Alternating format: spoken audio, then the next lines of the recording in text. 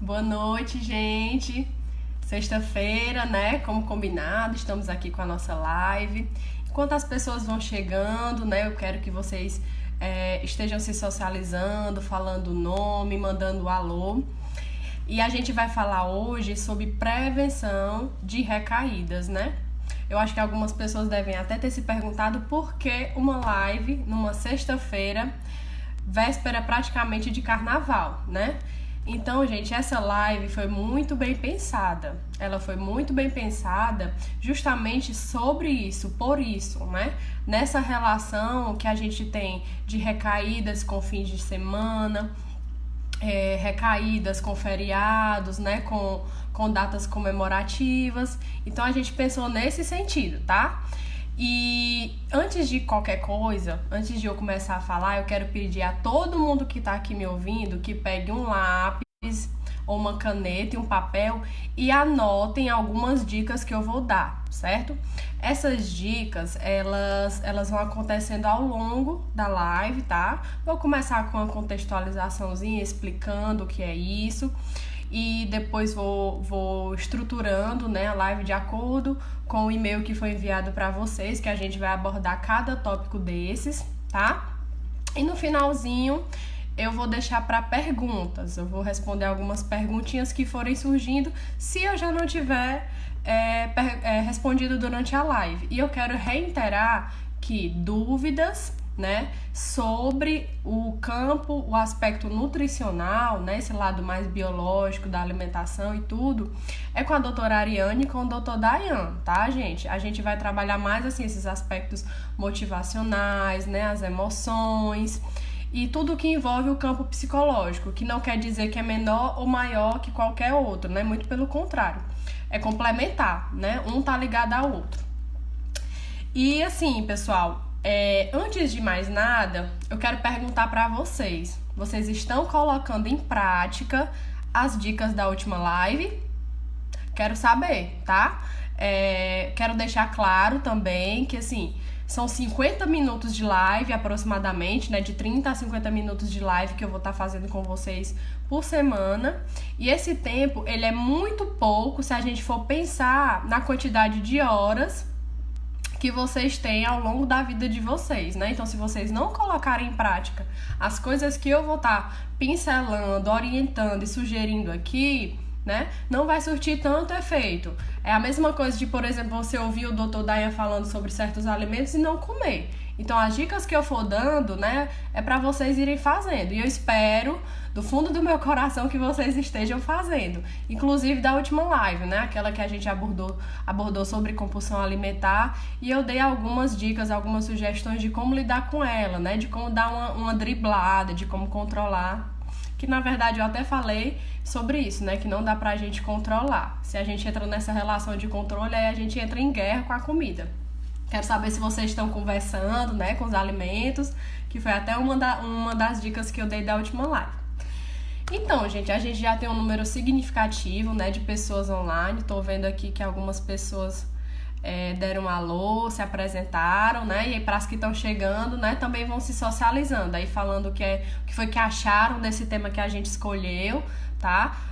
Se acharam um tema que casa com o que você está passando, né? Que você se identifica, que de fato nessas recaídas elas acontecem, né? Se foi um tema que você acha que é interessante para esse momento da sua vida e se tem a ver com o fato de a gente estar chegando em véspera de carnaval e hoje ser sexta-feira, né? Vocês aí que estão me ouvindo falando, estão querendo recair, né? Deu aquela vontadezinha, né, de dar uma escapulida, de dar uma fugida do planozinho que vocês estabeleceram, né, para hoje, para o fim de semana e assim por diante. Então, gente, o que é a prevenção de recaídas, né? Quando a gente pensa em prevenção de recaídas, eu acredito que passe um monte de coisa na cabeça de vocês, né? Mas assim, de uma maneira bem geral, tentando conceituar o que seria isso, seriam estratégias e habilidades que eu vou ajudar vocês a identificar, né? E a encontrar para lidar com situações que venham a desencadear interesse, vontade por recair, né? Isso tem muito a ver também com autoconhecimento, quando a gente conhece a nós mesmos. Não é à toa que as dicas que eu vou dar aqui e o que eu for falando, ela vai variar de pessoa para pessoa, né? O que seria uma possibilidade de recaída para mim, não quer dizer que vai ser uma possibilidade de recaída para vocês. Então, varia de indivíduo para indivíduo. Por isso que é interessante que a gente se conheça, né? Para identificar potenciais situações de risco para essas recaídas, né? Que todo mundo se depara ao longo da sua vida. Seja pessoas que estão com essa questão da compulsão alimentar, seja pessoas que enfrentam o uso abusivo de drogas, né? E qualquer outro tipo de comportamento de compulsão que venha causar dano pro organismo, tá?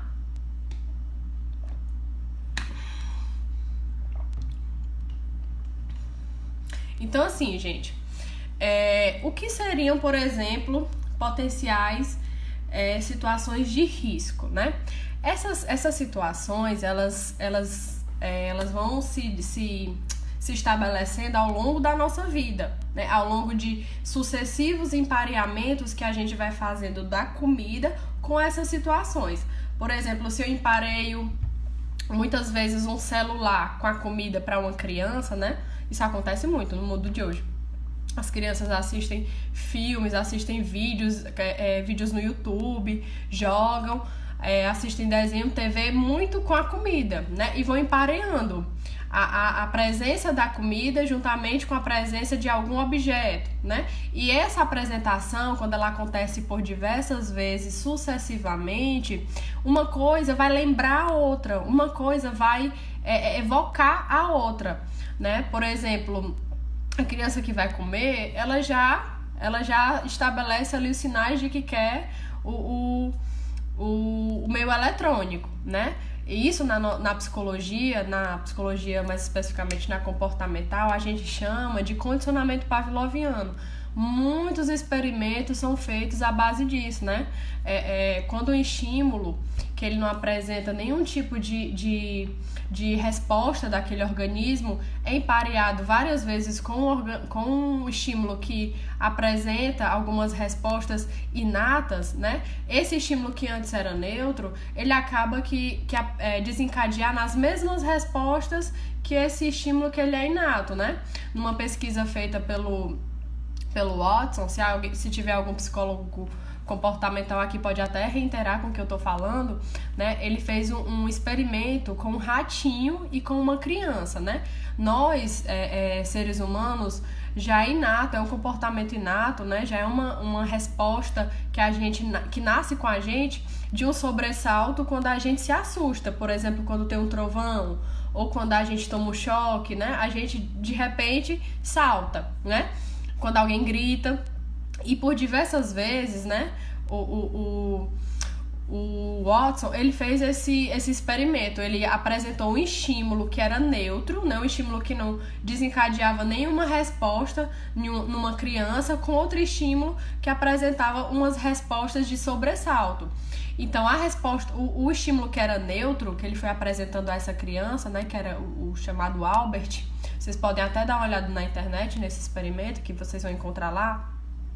O ratinho, ele apresentava por diversas vezes um ratinho branco para essa criança, né?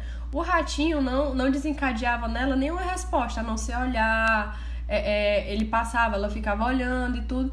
E quando o ratinho era apresentado para ele, né, que era neutro até então, apresentava o ratinho e apresentava um barulho muito forte, e ele se assustava. Aí apresentava o ratinho, um barulho muito forte, e ele se assustava. Aí o ratinho e o barulho muito forte. Isso por diversas vezes. Acho que em torno de 70 vezes, mais ou menos, esse empareamento ele aconteceu, né? E todas as vezes que isso acontecia, esse estímulo com esse barulho, né? Com esse barulho que elicia na gente esse sobressalto, o Albert, ele começava a chorar, né? Ele começava a eliciar o que a gente chama de respondentes emocionais de ansiedade, que é taquicardia, coração acelerado, tremor, né? Ele ficava se tremendo e ficava com a pupila dilatada.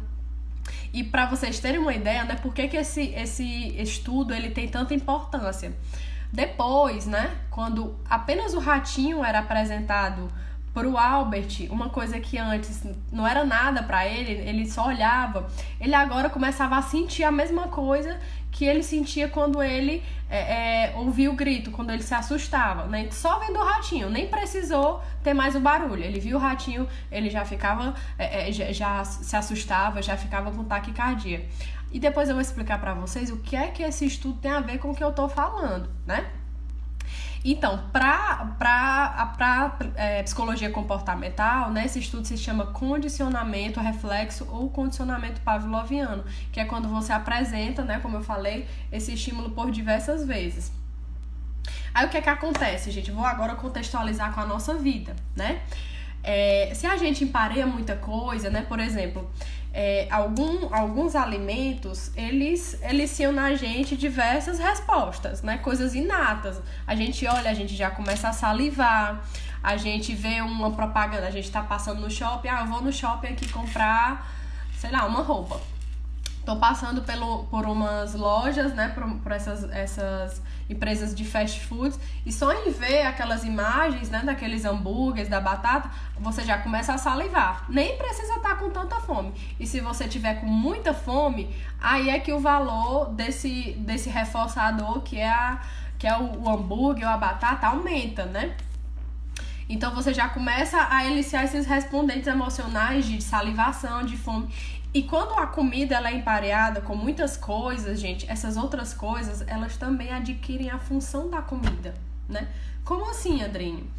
Sempre que eu estiver nessa fala aqui, tentando explicar pra vocês, eu quero que vocês lembrem do experimento que eu falei do ratinho e da criança, tá?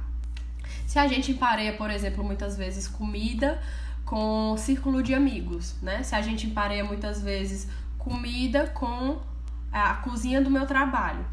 Você empareia comida com uma rua que você passa, né? Sempre tem aquela rua que tem aquela doceria, que tem aquela hamburgueria que você passa, você lembra. É automático. Você tá passando ali porque tem que passar, porque tem que ir pra algum lugar que é perto, mas você passa, você lembra, né?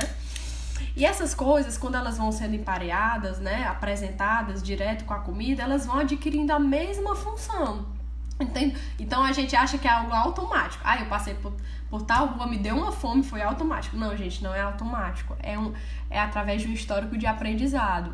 É através de um histórico de empareamento, certo? E o que é que acontece, né? Quando a gente... É a primeira dica que eu vou dar pra vocês. Anotem aí, certo? Vou até olhar aqui onde é que tá... Como é que estão os comentários. Eu quero que vocês... Eu quero que vocês anotem o que eu vou dizer aqui. Gente, primeiro passo para a prevenção de recaídas. Identifique essas situações. Identifique aqueles lugares que não tem nada a ver com comida, aparentemente, né? Não tem nada a ver com comida, mas você fica com vontade de comer alguma coisa. Já te dá um desejo, você já fica pensando e já fica imaginando o alimento na sua boca, o doce, já fica imaginando assim o docinho com granulado, o hambúrguer com cheddar. Eu aposto que, como eu tô falando aqui, alguns estão até salivando, né? Lembrem desses lugares, de pessoas, né? Eu pelo menos tenho amigos que eu lembro, eu digo, eita, esse daqui eu já me lembro de uma cerveja, por exemplo. Esse daqui eu já me lembro de um doce e tal, né? Porque é a cara de cada um chamar para lugares específicos que a gente lembra disso, né? Então, identifique esses potenciais riscos, né? Seja uma rua, seja uma pessoa. Às vezes você chega, por exemplo, no ambiente de trabalho, né? Às vezes eu chego no meu ambiente de trabalho, sempre tem aquela pessoa que faz a cotinha para comprar o pão. Gente, e tem um horário, viu? Quando vai dando assim umas 4 horas da tarde, o estômago parece que já tá se comunicando já com a cabeça. A cabeça e o estômago já ficam conversando. E eles já sabem que tá na hora do pão. Aí você olha para aquela pessoa, você prevê o que ela vai dizer. Eita, vai pedir a cota do pão. E faz a cota, então você já vai lembrando de tudo, o horário, né? Tem gente que agora em época de inverno lembra de um monte de comida, né? Eu só consigo lembrar de chocolate quente, eu só consigo lembrar de sopa, eu adoro sopa. E acaba que algumas coisas, gente, elas vão evocando na gente respostas que a gente não consegue dizer o porquê, né? Mas elas têm sim um porquê, tá? Então, eu quero que vocês identifiquem isso, né? Eu dei alguns exemplos aqui, mas quem vai poder identificar de fato são cada um de vocês, porque como eu falei anteriormente, nós somos sujeitos únicos, né? Nós passamos por um processo de aprendizado, uma história de vida totalmente diferente. Pode ser que irmãs gêmeas que estejam me ouvindo, que moram na mesma casa, foram criadas pelos mesmos pais, mas foram expostos a contingências diferentes, a situações completamente diferentes, né? Então cada um vai se identificando, né? E é interessante a gente entender também, pessoal, como foi que aconteceu esse empareamento, né? Às vezes o empareamento, ele não acontece só da comida com essas coisas, não. Ela é empareada às vezes com sentimentos, sabe? É empareado com algumas sensações boas. Por exemplo, quando eu lembro de milho, de inverno, eu lembro de milho. Quando eu lembro de milho, eu lembro da casa dos meus avós, eu lembro do cheiro deles, eu lembro do quanto era bom a cidade do interior, de ficar, de sentar na calçada. Então começa a evocar, chega a dar uma nostalgia quando você vai lembrar de um monte de coisa. E isso é muito poderoso sobre o nosso comportamento, né? Ele evoca muita coisa que acaba que a gente não tem como, não consegue nem fugir. E a gente acaba aqui entrando numa luta, num combate com nós, consigo mesmos, né? Com nossa cabeça, de não querer pensar na comida. E eu já disse pra vocês na última live, né? Que entrar nesse combate, nessa condição de controle, só faz lembrar mais, né? Quando eu digo assim pra uma criança, né? A criança nem tá lembrando, pessoal. Tá lá na sala e eu digo, olha, não bote o dedo na tomada. Ela só vai ouvir assim, ó, dedo na tomada. Ela vai lá e bota o dedo na tomada. Se eu disser assim, não vá pra calçada quente, ela só pensa, na calçada. Então ela vai, é como se eu estivesse dando ideia, né? Então se eu ficar o tempo todo conversando com a minha cabeça, eu não vou passar por aquela rua, porque naquela rua eu vou passar por aquela doceria e eu vou ficar com fome. Eu não vou, fulano de tal me chamou pra sair, eu não vou sair com fulano de tal, porque sempre que eu saio com fulano de tal, ele come um monte de coisa gorda. Não, e hoje é dia da minha dieta, eu não posso fugir. Então a gente vai entrando nessa luta, nesse combate com a gente mesmo, que não funciona, certo? Não funciona. É onde eu vou dar agora a segunda dica. Pega a canetinha, o papel e anota. Sabe o que foi, gente, que aquele pesquisador, né, que eu falei do experimento do ratinho que a criança fez, para tentar fazer com que o ratinho voltasse a ser aquela coisa neutra, né, aquele estímulo neutro quando era no começo? Ele fez como se fosse um experimento reverso, que a gente chama de dessensibilização sistemática. Ele começou a apresentar por diversas vezes o ratinho sem o estímulo que causava a ele todo aquele sofrimento. Apresentava o ratinho e não tinha o grito, né? Não tinha o barulho. Apresentava o ratinho e não tinha o barulho. E isso por diversas vezes, né? Chegou até um momento em que ele foi aprendendo que, o ratinho voltou a ser o neutro, não me assusta mais. E isso a gente chama na psicologia de como se fosse um condicionamento reverso, né? Agora, trazendo para miúdos aqui, traduzindo pra gente. É importante que a gente comece a desemparear isso que a gente aprendeu durante a nossa vida, né? Se, por exemplo, a criança aprendeu comida, celular, agora ela vai ser só comida, sem celular, comida sem celular, até o momento que ela vai desassociar o celular com a comida, né? Agora a gente, né, nós adultos, a pessoa me chama pra sair, eu não quero sair porque ela me lembra comida, ela me lembra um lugar, ou então ela me leva pra algum lugar, que esse lugar só tem comida. Então você comece a desligar isso, você vai e não come. Você vai e não come, você vai e não come, você vai e não come. Quando eu digo não come, gente, são as porcarias, né, que geralmente tem nesses lugares. Você pode se organizar, comer antes de ir, certo? Você pode ir para esse lugar, mas já sabendo qual é o cardápio de lá, e pede alguma coisa que tá dentro do que você pode comer, certo? Isso são habilidades, né, que estão relacionados com essa prevenção da recaída. Vai chegar um tempo que essa pessoa vai lhe chamar, você pode ir para onde for, você pode ir para onde for, que você já vai estar com seu autocontrole muito bem desenvolvido, essa pessoa não vai ficar te lembrando, mas te evocando essas respostas de vontade de comer, né? Então, uma segunda sugestão que eu dou, na verdade nem a segunda, né, já é a terceira, que você vá desemparelhando isso, vá tirando essa aversividade, essa coisa ruim das coisas, né? Eu não vou, por exemplo, eu já escutei muito isso, né? Eu não vou pra casa dos meus pais nesse fim de semana, porque casa de pai e mãe é só besteira que a gente come, né? Então se organize, você sabe que vai pra lá, você sabe que lá só tem isso ou aquilo, né? Faça um mercantilzinho leve, ou então, se lá no lugar que você vai tem outros lugares que vendem comidas mais leves, né? Coma. Isso é muito mais um trabalho da gente, né? Com a gente mesmo do que de qualquer outra pessoa, porque assim seria muito fácil, a gente sempre jogaria a responsabilidade, a culpa no outro e iria aí seguindo a vida tendo os resultados que a gente não tendo os resultados que a gente sempre quis ter, né? Que é o que acontece com a maioria das pessoas, né? Quando eu falo dessa identificação, pessoal, para vocês, né? De vocês identificarem essas situações potenciais de risco, é o que as pessoas chamam, são os famosos gatilhos emocionais, né? Todo mundo tem esses gatilhos. Todo mundo tem, nem que seja para um comportamento de compulsão por drogas, né, ou qualquer coisa do tipo.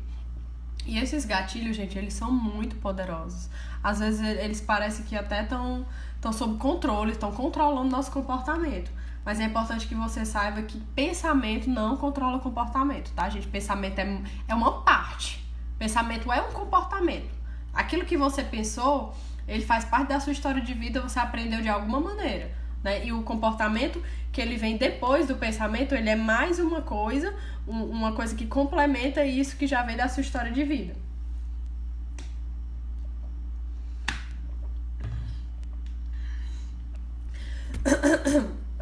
Deixa eu dar uma olhadinha aqui como é que estão as interações de vocês.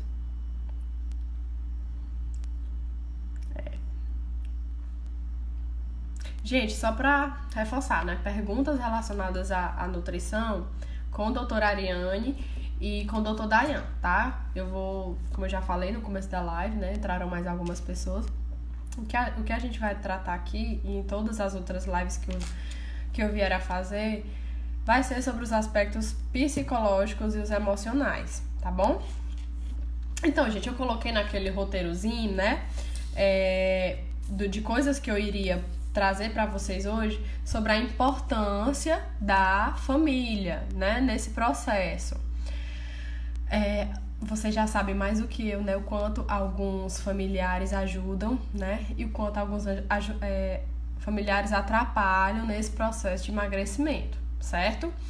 Então, assim, é importante que eles entendam o objetivo de vocês, certo? Onde vocês querem alcançar, onde vocês querem chegar e o que vocês querem alcançar. É importante que eles saibam o que vocês querem comer. Até isso que eu pedi vocês para identificarem como gatilhos emocionais, eu peço que vocês compartilhem com os familiares de vocês também, né? Porque eles não vão entender, eles não vão saber, eles vão achar que é frescura, eles vão achar que é besteira, já vão dizer, já tá com essa frescura de novo, né? De dieta, de não sei o quê. Mas é importante que você converse abertamente sobre isso, fale o quanto você quer isso, né? O quanto isso vai te fazer bem, né? O quanto você procurou, certo? Quantas vezes você já falhou. E assim, gente, uma coisa que eu quero que vocês levem pra tudo, pra qualquer assunto da vida de vocês, né? Tanto nessa live, eu acho que eu vou ficar sempre frisando essa questão, né? Muitas coisas, elas só poderão ser feitas, a gente só vai poder mudar algumas coisas se a gente falar sobre elas, né? Eu não posso presumir que alguém saiba do que eu tô sentindo se eu não dou pra ela a oportunidade de falar. Eu sei que a gente fala com expressões, né? A gente fala com comportamentos, mas é importante que a gente deixe isso muito bem claro, né? Seja pro seu marido que tá aqui, pra sua esposa que também faz parte, seja para os seus filhos, para os seus pais, é importante que eles saibam disso, Porque o apoio familiar, para qualquer coisa da nossa vida, né? Qualquer problema ou qualquer coisa que a gente quer alcançar, ele é muito importante. Muito, muito, muito importante mesmo.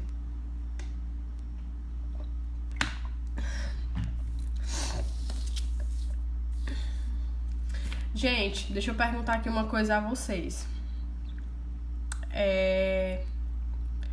Quando vocês vão comer, certo?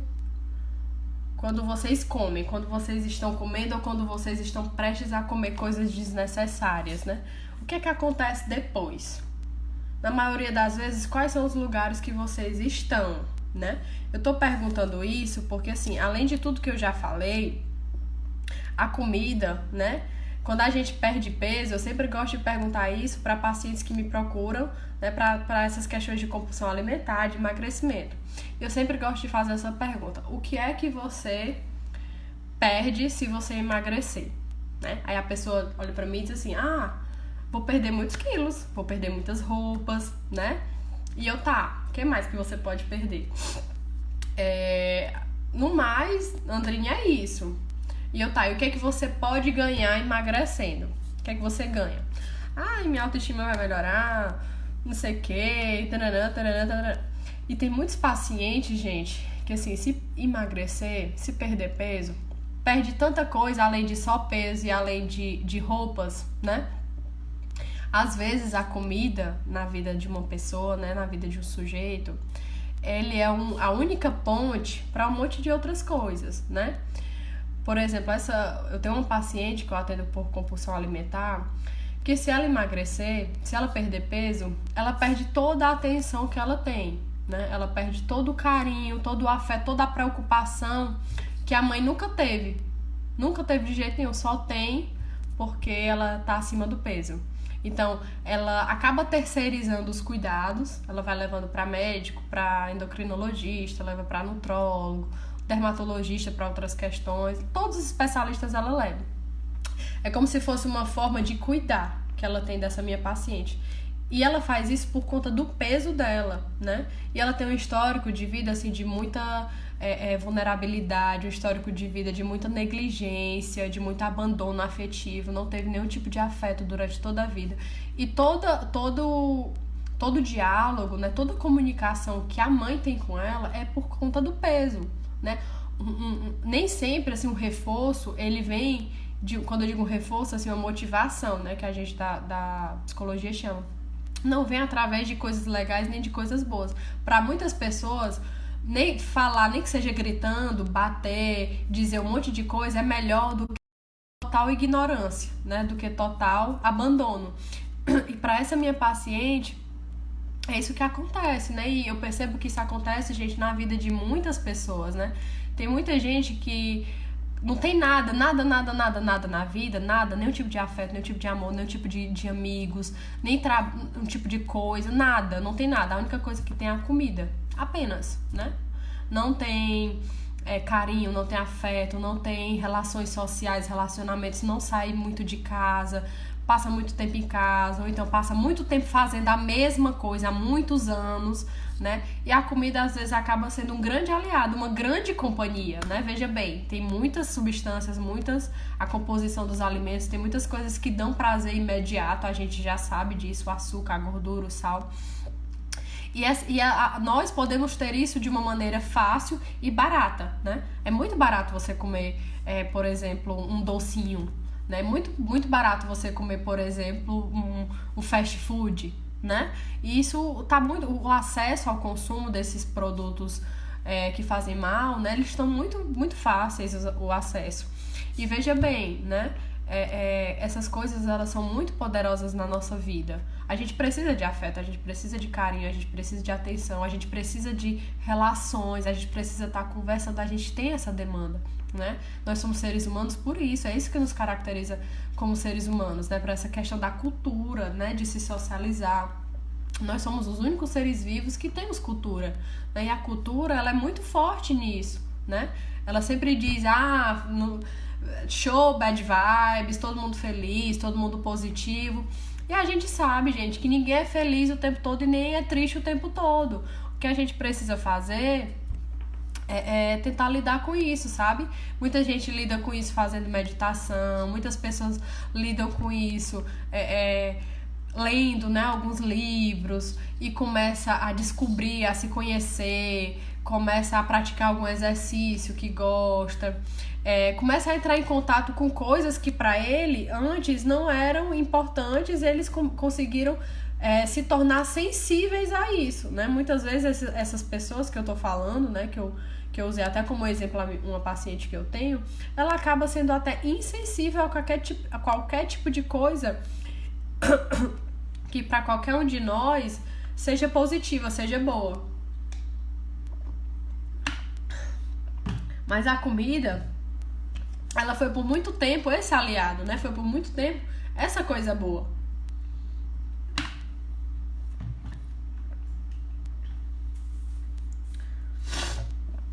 E eu sempre gosto de fazer assim, gente, essa reflexão. O seu passado, ele é o seu melhor professor. Ele o melhor momento, o melhor lugar para você olhar, para você perceber e analisar o que não deu certo e o que deu certo. Não faz sentido, né? Não faz sentido nenhum você basear a sua vida atual, a sua vida presente, o que está acontecendo hoje, com base em coisas passadas, né? E se você percebeu que lá atrás você errou e você sabe direitinho o que você errou e por que você errou, e eu não entendo porque que as pessoas continuam a repetir esse erro, né?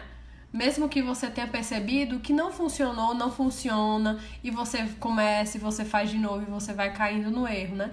E eu quero perguntar pra vocês se é isso que vocês querem pra vida de vocês. Continuar recaindo e levantando, e recai, e levanta. Até quando, né? Até quando, pessoal? Claro que assim, né? Isso que eu tô falando se aplica a todo mundo. Eu acredito que se aplica a muitas pessoas antes de entrar aqui, né? Antes de entrar no PED. Por que foi tantas outras vezes deu errado?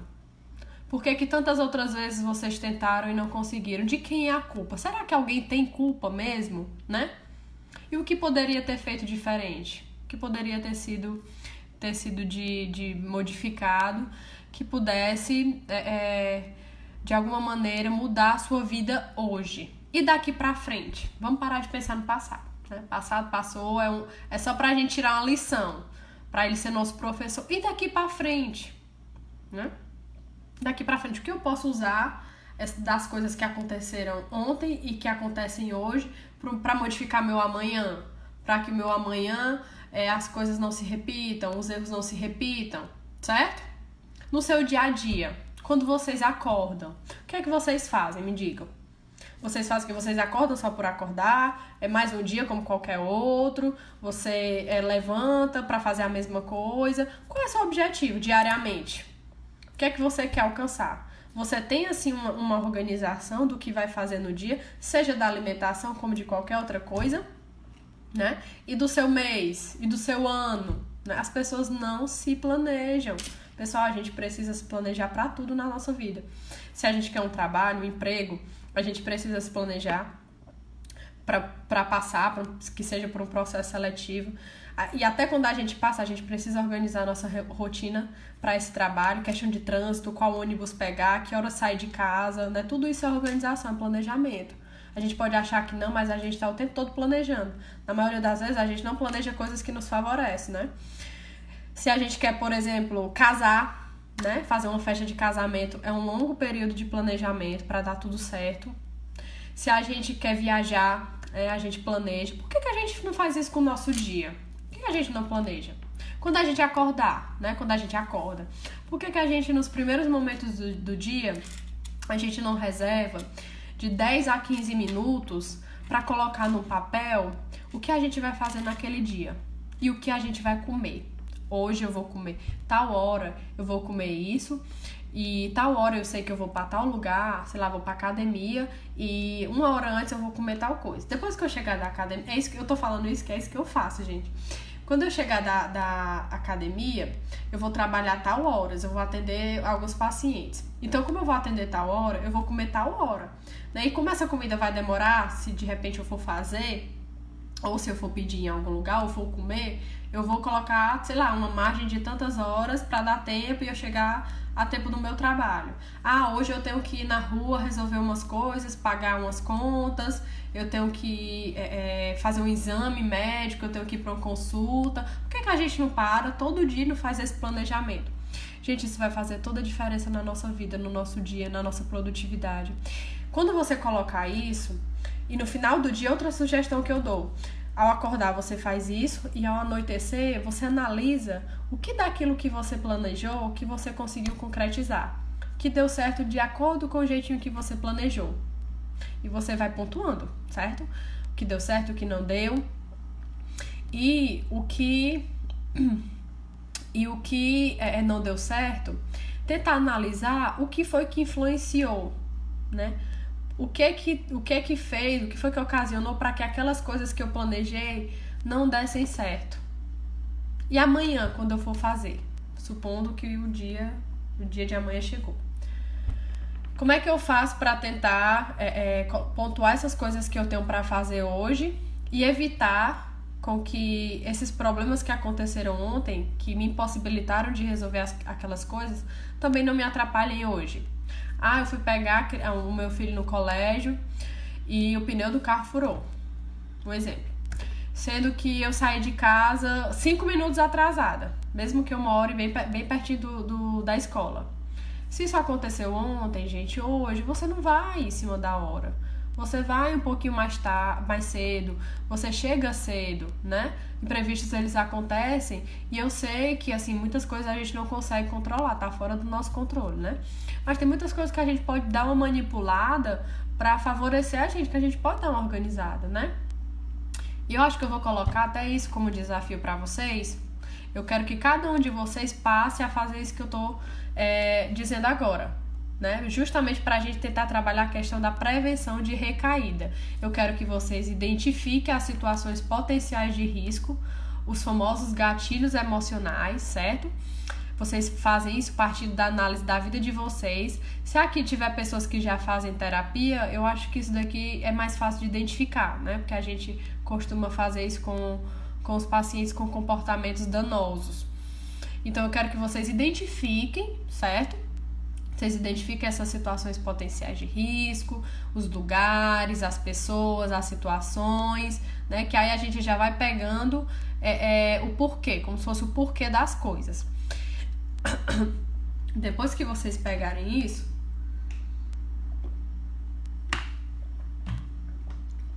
eu quero que ao lado de cada lugar que você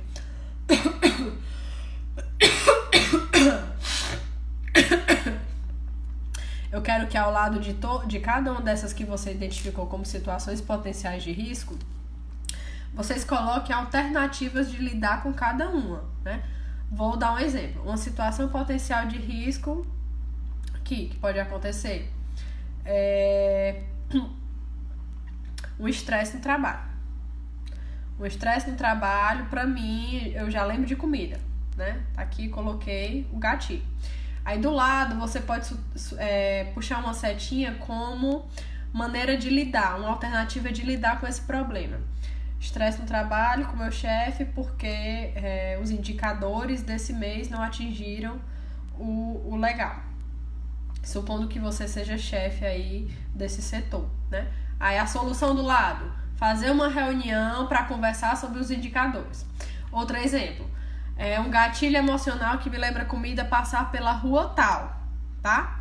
Vocês teriam aqui, poderiam ter, né, fazer como alternativa duas coisas. Primeira, passar, não deixar de passar pra como eu falei anteriormente, né? Aquela rua, pare de lembrar a comida que lembra, ou então você não passar mais.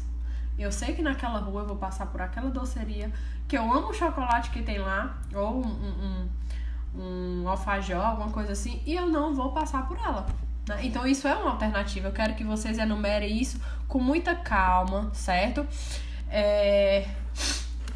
Outra coisa que eu quero ensinar pra vocês, eu quero que vocês fiquem bem atentos, que é uma técnica de respiração, certo? Para diminuir a ansiedade. Muitas pessoas têm ansiedade aqui, que eu já percebi. Muitas pessoas são extremamente cheias de expectativas, são extremamente impacientes, certo? Não esperam. E assim, gente, todas as vezes vocês podem até procurar. Eu sei que o Dr. Dayan já faz algumas lives, né? Ensina algumas técnicas de meditação, mas eu quero que vocês também aprendam a fazer disso um hábito. Todos os dias vocês treinem respiração diafragmática. Procurei o nome. Técnica de... Vocês anotem no papel. Técnica de respiração do diafragma, né? Essa técnica, gente, ela consiste em você tentar ter atenção plena naquele momento. Você vai se desviar, se desligar de todos os estímulos que estão ao seu redor. Você vai esquecer, de fato, os problemas. Lembrando que isso só vai acontecer nesse momento, tá? Não vai resolver, porque depois as coisas vão permanecer do mesmo jeito, né? Mas é importante que você faça em situações de risco, né? Em situações em que você começa a ficar muito angustiado, que você tem medo. Vocês podem procurar na internet, certo? Para que isso fique salvo aí com vocês, mas eu vou ensinar. Vocês colocam a mão da barriga, as duas mãos na barriga de vocês, certo? E vocês ficam atentos à respiração. Vocês vão percebendo vagarosamente o movimento que a sua barriga faz quando você está respirando, certo? Você se concentre nisso. E você respira, você puxa o ar 7 segundos, né? Então você respira e conta até 7. Depois você solta da mesma maneira, contando até 7. Depois você faz 6, depois você faz 5, até zerar. Se você sentir que a sua taquicardia ainda continua, né, você faz de novo e de novo. Lembrando que tem que estar muito atento ao movimento que a barriga faz. Você tem que focar nisso. Essas situações, gente, elas são extremamente importantes para você... Por exemplo, pessoas que têm ataque de pânico, né? Pessoas que têm alguma fobia muito grande, né? Então, os batimentos dela vão de 80 assim, a 180 muito rápido. É quase uma sensação de infarto, né? Então, isso acontece com muita gente e essa técnica ela é muito importante. Eu já fiz isso, inclusive, dentro do consultório, quando eu fiz algumas manipulações, algum controle de contingências para o paciente entrar em contato com aquela situação extremamente traumática através de lembranças, né, evocando lembranças. E a gente começou a descrever aquilo que era muito aversivo, muito ruim, que ele ficou muito, muito, muito, muito ansioso, né? E depois eu apliquei essa técnica e ela funcionou muito bem, né? E o objetivo de fazer com que ele entrasse em contato com essa aversividade era para que pouco a pouco fosse diminuindo, né? Que a gente fica querendo se esquivar até de pensamento. Eu tenho que parar de pensar. E, gente, a gente só para de pensar quando a gente morre, né? Todo tempo a gente tá pensando em alguma coisa. Seja em coisa boa, seja em coisa ruim, mas a gente tá pensando. E isso não dá pra ter controle, tá? Eu vou dar uma olhadinha aqui, gente, no que vocês colocaram, né? Pra ver se tem perguntas, se tem dúvidas. Tô percebendo que tem muita interação aqui. Eu não tô conseguindo acompanhar, porque eu vou falando e se eu for ficar lendo, eu perco o que eu tô falando. Deixa eu dar uma olhadinha aqui. Não tem pergunta ainda.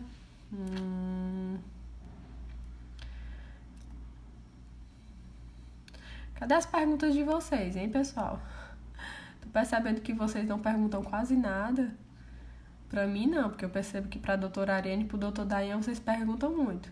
Será que é porque... são assuntos, né, complicados de perguntar? Às vezes diz muito respeito da nossa intimidade.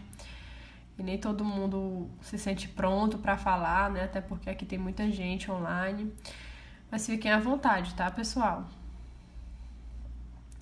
Doutora, eu tenho histórico de ansiedade, pois fui abusada pelo meu avô paterno. Nesses últimos dias, eu estou sentindo como se meu cérebro estivesse lutando para eu conseguir emagrecer, mas falta um pouco de peso. Pode ser uma crise de ansiedade que acontece isso. Bom, Cléo, primeiro, a gente precisa entender se esse evento traumático que aconteceu na sua vida tem alguma relação com a comida, né? Quando eu digo relação, é assim, será que você come pra fugir desse problema, né? para tentar não lembrar, e a gente sabe que não funciona, acaba lembrando. E esses dias você talvez possa estar com um monte de outros problemas, passando por outras coisas, e junta com isso e acaba que você recorre à comida, certo? Mas assim, é um assunto muito delicado, certo? Para que eu tente responder aqui, eu sugiro que você procure assim, um psicólogo para você fazer terapia individual, certo? Abuso, né? Como a gente sabe, abuso sexual é uma coisa muito grave, certo? Que mexe com a pessoa durante a vida inteira, né? E na maioria das vezes ela sozinha não consegue estratégias suficientes para enfrentar esse problema, né? Então eu sugiro que você encontre, porque realmente é um assunto muito delicado. Para isso a gente precisa entender todo o contexto da vida da pessoa, tá? Ó, alguém falou assim, a Edna, eu era assim, minha companhia era a comida, né? Gente, a comida é só a comida. A comida não fala, a comida não abraça, a comida não beija. Eu sei que ela faz isso de outras formas, né? Mandando algumas sensaçõezinhas bioquímicas para nossa cabeça que dão prazer, mas elas não são isso, tá? A gente precisa entender que a comida é só para matar a fome, é só para saciar, né? É só pra gente sobreviver. A função da comida, do papel é esse. E a gente precisa comer bem, porque comendo bem, a gente também tem saúde, a gente promove saúde, tá? E assim, a gente precisa ter outras companhias, né? Inclusive a nossa. Nós mesmos podemos ser nossas boas companhias. Então a gente precisa ter uma relação consigo mesmo, tá? E tentar desenvolver mais habilidades, né? Habilidades sociais, de conversar com as pessoas, de interagir, de sair, de ter um lazer, de ir pro parque, de fazer qualquer coisa que você goste, para que você entre em contato com essas situações que são boas, que são prazerosas pro ser humano. A comida, ela não tem essa função não, gente.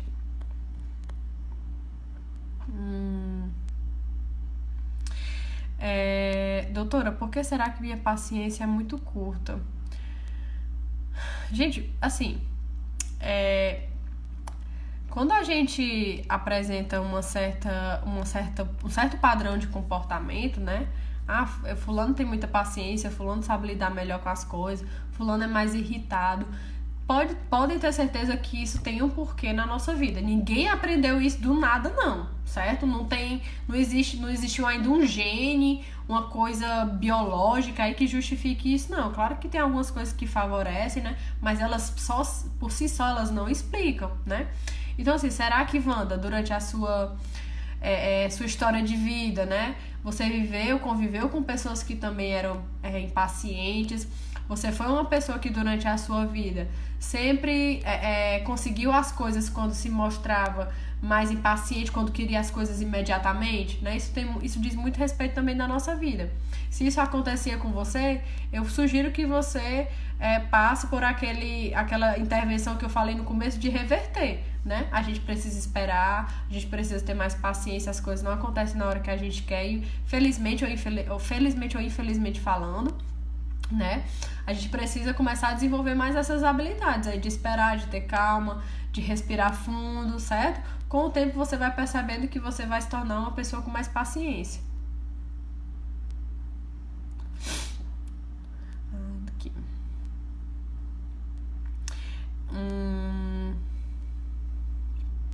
Eu planejo o dia.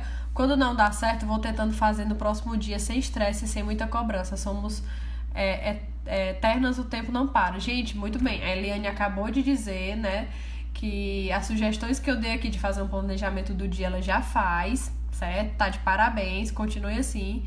E que as pessoas que ouviram, né, e viram esse relato aqui também façam a mesma coisa. Gente, eu acho que por conta do tempo, certo? A nossa live vai se encerrar agora. Eu espero que vocês tenham gostado. Eu desejo a todos um fim de semana maravilhoso, certo? De descanso, de paz, de lazer.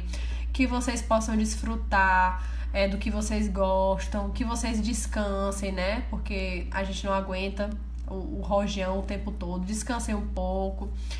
que na segunda-feira vocês voltem com tudo, que vocês não se desmotivem por essas coisas que vão acontecendo no nosso dia a dia. Eu sei que tem coisas que acontecem e a gente fica mais pra baixo, desmotivado, mas eu quero deixar bem claro pra vocês que isso passa.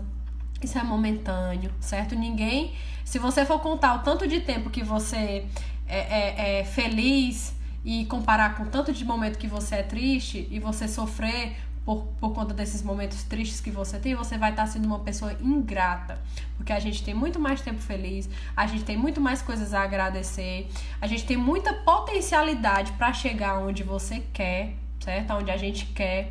Então, que você nunca deixe que ninguém diga que você não consegue, não deixe você dizer pra você mesmo que você não consegue, certo? Você pode não ter conseguido antes, você pode não ter conseguido algumas vezes, mas agora vocês vão conseguir. Não desanimem, não desistam. E se der vontade de recair, olha a live, certo? Dá uma olhadinha na live de novo, ela vai ficar salva e vocês vão poder ter acesso sempre que quiserem, tá? Vou estar, como vocês já sabem, né? Vou estar agora no grupo dando suporte pra vocês. Contem comigo pro que vocês precisarem. Quiser conversar, quiser mandar alguma pergunta, alguma sugestão, alguma dúvida, podem mandar pelo e-mail do grupo, tá? Qualquer coisa vocês podem também estar me seguindo nas minhas redes sociais. Eu costumo postar muito conteúdo, não só relacionado à alimentação, mas relacionado a tudo. Meu Instagram é Andrine, com Y no final, Albi, ALB, tá? E lá vocês podem ver um pouco da minha rotina, um pouco do que eu faço, um pouco das minhas sugestões e dicas. E sobre o PED, sobre dúvidas do grupo, mandem no e-mail, tá, gente? Ou então no Facebook. Beijo no coração de todos vocês e até a próxima semana.